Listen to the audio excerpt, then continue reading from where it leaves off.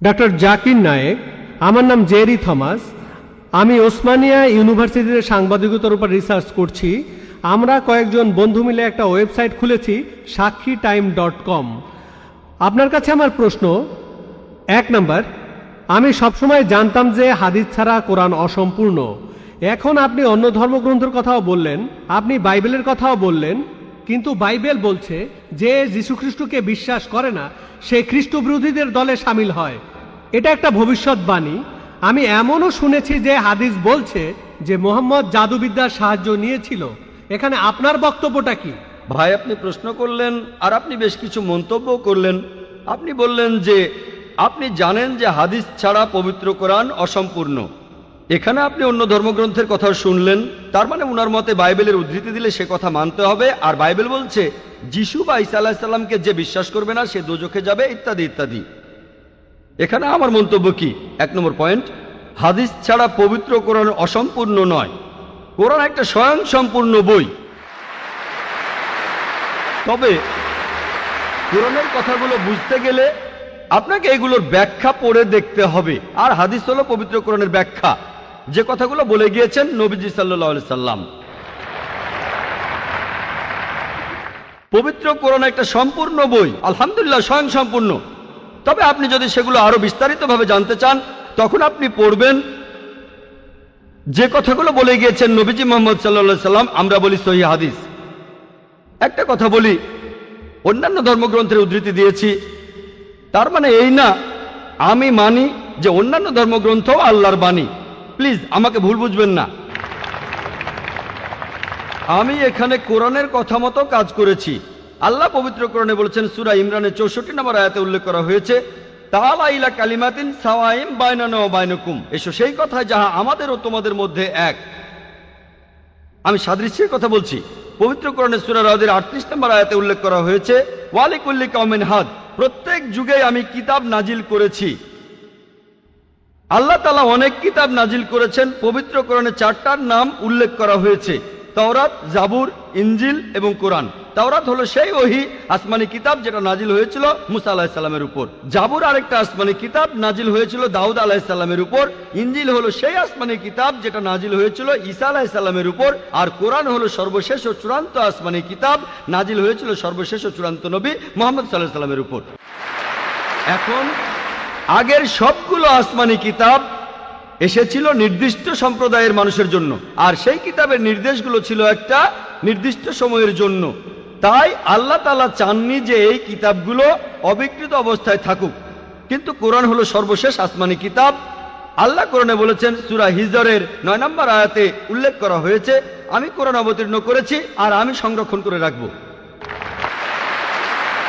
কোরআন হলো একমাত্র ধর্মীয় গ্রন্থ পুরো পৃথিবীর মধ্যে যেটা এখনো অবিকৃত অবস্থায় আছে। শুধু আমি বলছি না, ধর্মের উপরে বিভিন্ন বিশেষজ্ঞরা বলছেন। তাদের একজন উইলিয়াম মুর, তিনি ইসলামের বিরুদ্ধে তীব্র সমালোচনা করতেন। তিনি খ্রিস্টান ছিলেন। 200 বছর আগে তিনি বলেছিলেন, আর কোনো ধর্মীয় গ্রন্থ নেই, আর কোনো ধর্মীয় গ্রন্থ নেই যেটা এখনো অবিকৃত অবস্থায় আছে 1200 বছরের বেশি সময় ধরে। এখন বললে 1400 বছরেরও বেশি। এই কোরআনের মতো তিনি খ্রিস্টান ছিলেন, ইসলাম ধর্মের তীব্র সমালোচক ছিলেন। তিনি সত্যি কথাটা স্বীকার করেছেন, কোরআন অবিকৃত অবস্থায় আছে। কিন্তু অন্যান্য সব ধর্মগ্রন্থ সেগুলোর কথা বদলে গেছে, এমনকি বাইবেলও। আমি বাইবেলকে আল্লাহ তাআলার বাণী বলে মানি না। আমরা মুসলিমরা বিশ্বাস করি সেই ওহীতে যেটা দেওয়া হয়েছিল ঈসা আলাইহিস সালামকে, ইনজিল। কিন্তু এখন আমরা যে বাইবেলটা দেখি, এই বইটা একটা মিশ্রণ। এখানে আল্লাহর বাণী থাকতে পারে, কোরআনের সাথে মিললে আমিও আপত্তি না করে মেনে নেব এটা আল্লাহর বাণী। এছাড়াও নবীদের বলা কথা আছে, এখানে ঐতিহাসিকদের বলা কথাও আছে। দুঃখের সাথে জানাচ্ছি, বাইবেলে পর্নোগ্রাফিও আছে। আমি উদ্ধৃতি দিতে পারবো না, আমি পারবো না। বাইবেলে আছে অনেক পরস্পর বিরোধী কথা, বৈজ্ঞানিক ভুল, গাণিতিক ভুল, সেগুলোর কথা এখানে বলছি না। আমি বিতর্ক করেছিলাম ডক্টর উইলিয়াম ক্যাম্বেলের সাথে। তিনি ইসলামের বিরুদ্ধে একটা বই লিখেছিলেন, Quran and Bible in the light of history and science. বলেছিলেন কোরআনে 30টা বৈজ্ঞানিক ভুল আছে। আমি আমেরিকায় গিয়েছিলাম। আমেরিকায় আমরা বিতর্ক করেছিলাম 2000 সালের 1 এপ্রিল, আর টপিক ছিল Quran and Bible in the light of science. তার সব অভিযোগের উত্তর আমি দিয়েছিলাম। তারপর আমি যখন বাইবেলের 38টা ভুলের কথা বললাম, তিনি সেগুলোর উত্তর দিতে পারেননি। পবিত্র কোরআনের সূরা বাকারার ৭৯ নম্বর আয়াতে উল্লেখ করা হয়েছে, فويل للذين يكتبون الكتاب بأيديهم ثم يقولون هذا من عند الله ليشتروا به ثمنا قليلا فويل لهم مما كتبت أيديهم ويل لهم مما يكسبون।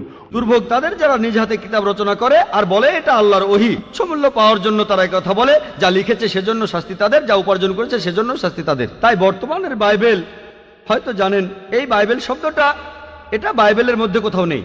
এটা এসেছে গ্রিক শব্দ বিবলস থেকে, অর্থাৎ অনেক বই মিলে একটা বই।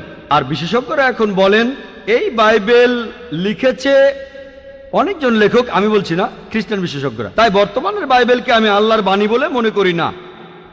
একইভাবে যদি জিজ্ঞেস করেন আমি বেদকে আল্লাহর বাণী বলে মনে করি কিনা, বৌদ্ধ ধর্মগ্রন্থগুলোকে আল্লাহর বাণী বলে মনে করি কিনা, পার্সি ধর্মগ্রন্থগুলোকে আল্লাহর বাণী বলে মানি কিনা, আমি এখন বলবো হতে পারে আল্লাহর বাণী, নাও হতে পারে আল্লাহর বাণী। আল্লাহ সুবহানাহু ওয়া তাআলা অনেক ওহী নাজিল করেছেন, অনেক কিতাব, কোরআনে 4টার নাম উল্লেখ আছে, তবে এছাড়াও আছে যেমন সুফে ইব্রাহিম, এরকম অনেক আছে। আমি এখানে বলবো হতে পারে হিন্দু ধর্মগ্রন্থ হতে পারে আল্লাহর বাণী, হতে পারে বৌদ্ধ ধর্মগ্রন্থ সেগুলো আল্লাহর বাণী, তারপর পার্সি ধর্মগ্রন্থ আল্লাহর বাণী হতে পারে, কিন্তু আসমানি কিতাব হলেও সেগুলো নির্দিষ্ট জাতি আর নির্দিষ্ট সময়ের জন্য। এখন আপনি মানবেন সর্বশেষ ও চূড়ান্ত কিতাব, সেটা হলো পবিত্র কোরআন। তাহলে প্রত্যেক মানুষই, হোক তার দেশ ইন্ডিয়ায়, আমেরিকাতে, কানাডায়, ইংল্যান্ডে, সিঙ্গাপুরে, সৌদি আরবে, প্রত্যেক মানুষই সর্বশেষ ও চূড়ান্ত ওহী মানবে, অর্থাৎ পবিত্র কোরআন আর সর্বশেষ নবী মুহাম্মদ সাল্লাল্লাহু আলাইহি সাল্লামকে মেনে চলবে। আমি বলছি না যে হিন্দু ধর্মগ্রন্থগুলো আল্লাহর বাণী, আর আল্লাহর বাণী হলেও সেটা নির্দিষ্ট সময়ে নির্দিষ্ট জাতির জন্য ছিল। হিন্দু বিশেষজ্ঞরাও বলেন তাদের ধর্মগ্রন্থ পরিবর্তন হয়েছে, বৌদ্ধ বিশেষজ্ঞরাও বলেন তাদের ধর্মগ্রন্থ পরিবর্তন করা হয়েছে। প্রত্যেক ধর্মের বিশেষজ্ঞরাই, শুধু ইসলাম বাদে সবাই বলে যে তাদের ধর্মগ্রন্থে পরবর্তীতে কথা বদলানো হয়েছে, পরিবর্তন করা হয়েছে। তবে আমি যদি এখানে তর্কের খাতিরে মেনেও নেই এটা আল্লাহ তাআলার বাণী, যদি এমনটা হয় আর সেই ধর্মের অনুসারীরা তারা মানে এটা আল্লাহ তাআলার বাণী, তাহলে সেই ধর্মগ্রন্থ তাদের অক্ষরে অক্ষরে মানা উচিত। বৌদ্ধরা যদি মানে তাদের ধর্মগ্রন্থ আল্লাহ তাআলার বাণী, হিন্দুরা যদি মানে তাদের ধর্মগ্রন্থ আল্লাহ তাআলার বাণী, খ্রিস্টানরা যদি মানে তাদের ধর্মগ্রন্থ আল্লাহ তাআলার বাণী, তাহলে আপনাদের ধর্মগ্রন্থেই বলা হয়েছে আপনাদের মেনে চলতে হবে সর্বশেষ নবীর কথা, মুহাম্মদ সাল্লাল্লাহু আলাইহি সাল্লামের কথা। আপনি তো মনে করেন এটা আল্লাহ তাআলার বাণী, আমি মনে করি হতেও পারে আবার নাও হতে পারে। আপনি মনে করেন সেটাই আল্লাহ তাআলার বাণী, তাহলে আপনি সেটার কথা মেনে চলেন। সর্বশেষ আর চূড়ান্ত নবীকেও আপনি বিশ্বাস করেন। আমি আগেও বলেছি, পবিত্র বাইবেলে গসপেল অফ জন 16 নম্বর অধ্যায়ের 12 থেকে 14 অনুচ্ছেদে আছে, ঈসা আলাইহিস সালাম বলছেন, আমি তোমাদের অনেক কথা বলতে চাই, কিন্তু তোমরা সেটা এখন বুঝতে পারবে না, কারণ যখন সত্যের আত্মা তোমাদের সামনে আসবে সে তোমাদের সত্যের পথে নিয়ে যাবে। সে তার নিজের কথা বলবে না, যা শুনবে সে কথাগুলোই বলবে। সে তোমাদের ভবিষ্যতের কথা বলবে, আমাকে মহিমান্বিত করবে। এ মানুষটা কে? মুহাম্মদ সাল্লাল্লাহু আলাইহি সাল্লাম। মুহাম্মদ সাল্লাল্লাহু আলাইহি সাল্লাম বাদে আর কোন নবী ঈসা আলাইহিস সালামকে কি মহিমান্বিত করেছেন? ঠিকই বলেছেন আপনি। যে ঈসা আলাইহিস সালামকে অস্বীকার করবে সে নরকে যাবে। আপনি বললেন এই কথা, আমি আপনার সঙ্গে একমত। সেই মুসলিম আসলে মুসলিম না যে ঈসা আলাইহিস সালামকে বিশ্বাস করে না। আমরা এখানে বলি আলাইহিস সালাম, আপনি শুধু বললেন যিশু। আমি পারি না, আমাকে বলতেই হবে আলাইহিস সালাম যদি ইসলামের প্রতিনিধিত্ব করি। যদি আমি এই আলাইহিস সালাম শব্দটা না বলি আমাকে বের করে দেওয়া হবে। অনভিজ্ঞ লোক এটা করতে পারে, আমাকে বলতেই হবে আলাইহিস সালাম। তাহলে সেই মুসলিম আসলে মুসলিম না যে ঈসা আলাইহিস সালামকে বিশ্বাস করে না। আমরা মানি যে ঈসা আলাইহিস সালাম হচ্ছেন আল্লাহ সুবহানাহু ওয়া তাআলার প্রেরিত রাসূল। বিশ্বাস করি তিনি অলৌকিকভাবে জন্মেছিলেন, কোনো পুরুষের হস্তক্ষেপ ছাড়াই, যেটা অনেক আধুনিক খ্রিস্টানি বিশ্বাস করে না। আমরা মানি যে তিনি আল্লাহর আদেশে মৃত মানুষকে জীবিত করেছিলেন। আমরা মানি যে তিনি আল্লাহর আদেশে জন্মান্ধর কুষ্ঠরোগীদের সুস্থ করেছিলেন। মুসলিম আর খ্রিস্টানরা এখানে এক। তবে আমি জানি আপনি কি বোঝাচ্ছেন। আপনি যখন বললেন যীশু খ্রিস্টকে বিশ্বাস করা, তার মানে কি বুঝিয়েছেন? যে তিনি ঈশ্বর, তাই না? ওনার মাইক্রোফোনটা অন করেন। যিশুকে বিশ্বাস করা বলতে কি বোঝাচ্ছেন? নবী হিসেবে বিশ্বাস করা? যিশুর এই কথাটা বিশ্বাস করি, আমি সত্য আর জীবনের একমাত্র পথ। এ কথার মানে কি? এর মানে যীশু খ্রিস্ট হলেন ঈশ্বর। ভাই এবারে বাইবেলের উদ্ধৃতি দিলেন, জনে আছে এই কথাটা। আমি আপনাকে রেফারেন্সটা বলছি, রেফারেন্সটা আমি বলছি, সমস্যা নেই। রেফারেন্সটা কি? জনের 14 নম্বর অধ্যায়। আপনিই বললেন। অনুচ্ছেদ? আমাকে বাইবেল দেখে বলতে হবে। জনের 14 অধ্যায়ের 16 অনুচ্ছেদ। ঠিক 16 আছে? নম্বর না, 6 নম্বর অনুচ্ছেদ, 16 নম্বর না। সরি মিস্টার নায়েক, আমাকে বাইবেল শেখানো লাগবে না। আমরা আপনার ভুল ব্যাখ্যাগুলো শুনে আমাদের ওয়েবসাইটে সেটার উত্তর দেব। ভালো কথা ভাই, আপনি উদ্ধৃতি দিচ্ছেন, আপনার ব্যাগে তো বাইবেল আছে তাই না? ব্যাগ থেকে বাইবেলটা বের করে দেখেন, এটা গসপেল অফ জনের 14 নম্বর অধ্যায় 6 নম্বর অনুচ্ছেদ 16 নম্বর না।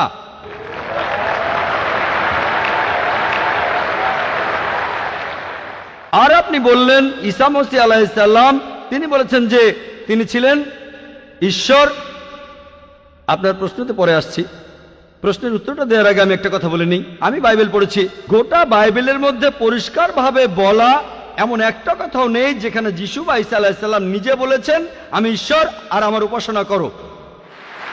যদি কোনো খ্রিস্টান আমাকে দেখাতে পারেন গোটা বাইবেলের মধ্যে পরিষ্কারভাবে বলা মাত্র একটি কথা যে ঈসা আলাইহিস সালাম নিজেই বলেছেন যে আমি ঈশ্বর আর আমার উপাসনা করো, তাহলে আমি ডক্টর জাকির নায়েক আজকেই খ্রিস্টান ধর্ম গ্রহণ করব।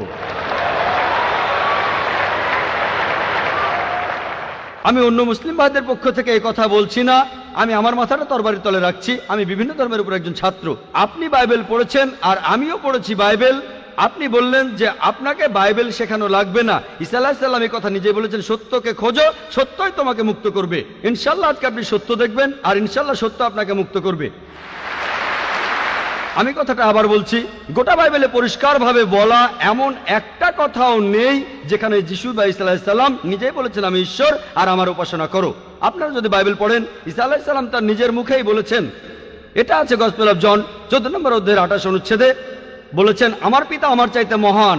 গসপেল অফ জন 10 নম্বর অধ্যায়ের 29 অনুচ্ছেদ, আমার পিতা সবার চাইতে মহান।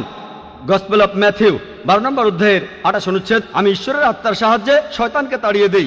গসপেল অফ লুক 11 নম্বর অধ্যায়ের 20 অনুচ্ছেদ, আমি ঈশ্বরের আঙ্গুলের সাহায্যে শয়তানকে তাড়িয়ে দেই। গসপেল অফ জন 5 নম্বর অধ্যায়ের 30 অনুচ্ছেদ, আমি আমার নিজের থেকে কিছুই করতে পারি না, আমি এখানে বিচার করি আর আমার বিচার সঠিক, কারণ আমি আমার ইচ্ছায় কাজ করি না, আমার পিতার ইচ্ছায় কাজ করি। যদি কেউ বলে সে আল্লাহর ইচ্ছা মতো কাজ করে, সে একজন মুসলিম। ঈসা আলাইহিস সালাম একজন মুসলিম, তিনি নিজেকে ঈশ্বর বলেননি।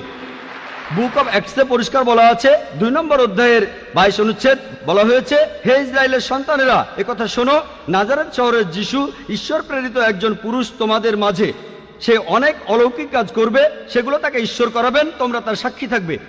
ঈশ্বর প্রেরিত একজন পুরুষ তোমাদের মাঝে, সে অনেক অলৌকিক কাজ করে দেখাবে, ঈশ্বর তাকে দিয়ে করাবেন আর তোমরা তার সাক্ষী থাকবে। তাই বাইবেল স্পষ্ট করে বলছে যে ঈসা আলাইহিস সালাম ছিলেন একজন মানুষ, তিনি আল্লাহ তাআলার প্রেরিত একজন রাসূল, কিন্তু আল্লাহ নন। গোটা বাইবেলের মধ্যে পরিষ্কারভাবে এমন একটা কথাও নেই যেখানে ঈসা আলাইহিস সালাম নিজেই বলেছেন যে আমি ঈশ্বর, আমার উপাসনা করো। আপনি একটা উদ্ধৃতি দিয়ে সেটা প্রমাণ করতে চাইলেন যে গসপেল অফ জন 14 নম্বর অধ্যায়ের 6 অনুচ্ছেদে বলা হয়েছে যিশু বা ঈসা আলাইহিস সালাম নিজেই বলেছেন আমি সত্য আর জীবনের একমাত্র পথ, আমাকে ছাড়া আমার পিতার কাছে কেউ যেতে পারবে না। এখানে প্রসঙ্গ ছাড়া উদ্ধৃতি দিচ্ছেন। লোকজন পবিত্রকরণের আয়াত নিয়ে প্রসঙ্গ ছাড়া উদ্ধৃতি দেয় দুর্নাম করতে। একইভাবে খ্রিস্টান মিশনারিরা বাইবেলের প্রসঙ্গ ছাড়া উদ্ধৃতি দেয়। আপনাকে একটা সত্য কথা বলি, আপনার বাইবেলটা খোলেন, যদি সন্দেহ থাকে বাইবেলটা খোলেন, প্রসঙ্গ জানতে 1 নম্বর অনুচ্ছেদটা পড়েন।